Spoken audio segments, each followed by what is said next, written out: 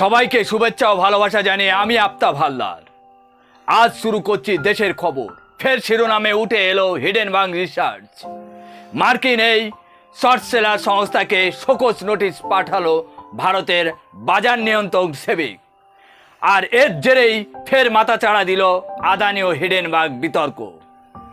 নোটিশে বলা হয়েছিল সেবিক আচরণবিধি ভেঙেছে এই মার্কিন সংস্থা, যদিও এই অভিযোগ সম্পূর্ণ খারিজ করে পাল্টা ভারতের বাজার নিয়ন্ত্রণের দিকে আঙুল তুলেছেন হিডেনবার্গ।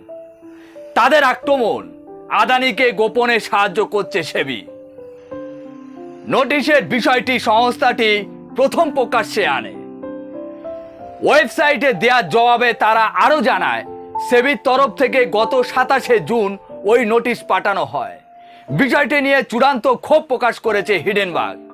তাদের দাবি, ওই নোটিশ সম্পূর্ণ অর্থহীন ও উদ্দেশ্য প্রণোদিত। ভারতের সবচেয়ে ক্ষমতাশালী ব্যক্তির জালিয়াতি ও দুর্নীতি যারা ফাঁস করেছে তাদের মুখ বন্ধ করতে এভাবে সচেষ্ট হয়েছে সেবি।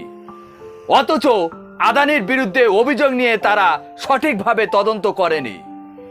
হিডেনবার্গের দাবি, আদানি গোষ্ঠীর শেয়ার শর্ট করে তাদের মাত্র 34 কোটি টাকা মুনাফা হয়েছে। ওই অর্থ তাদের রিসার্চে খরচ উঠে এসেছে মাত্র। এই জবাব সূত্রেই উঠে এসেছে আরও এক ভারতীয় সংস্থার নাম। আদানি গ্রুপের শেয়ার শর্ট করার কাজে যুক্ত এক লগ্নিকারীর সঙ্গে হিডেনবার্গের সম্পর্কের কথা তুলে ধরা হয়েছে সেবির নোটিশে। এই প্রসঙ্গে সেবির বিরুদ্ধে একটি ভারতীয় কোম্পানিকে আড়াল করার চেষ্টার অভিযোগ তুলেছে মার্কিন সংস্থাটি। তারা বলেছে, একটি সহযোগী সংস্থার মাধ্যমে আদানি শেয়ার শর্ট সেল করেছিল, আর সে কাজে সে অফশোর ফান্ড কাঠামো ব্যবহার হয়, তা কোটাক মহিন্দ্রা ব্যাংকে। কিন্তু সেবি তাদের নোটিশে তাদের নাম উল্লেখ করেনি।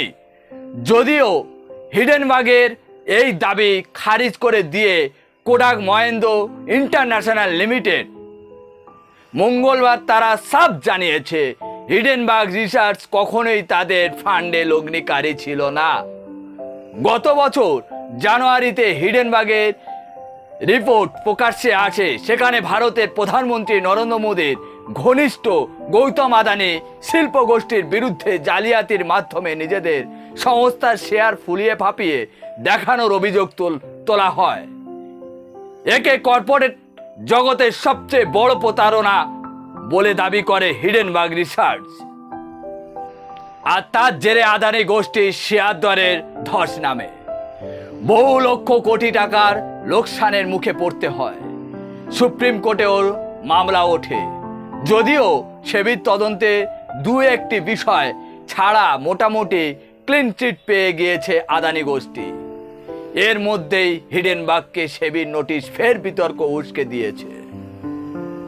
আজ এখানে শেষ করছি। সবাই ভালো থাকবেন, সুস্থ থাকবেন। Tata, bye bye.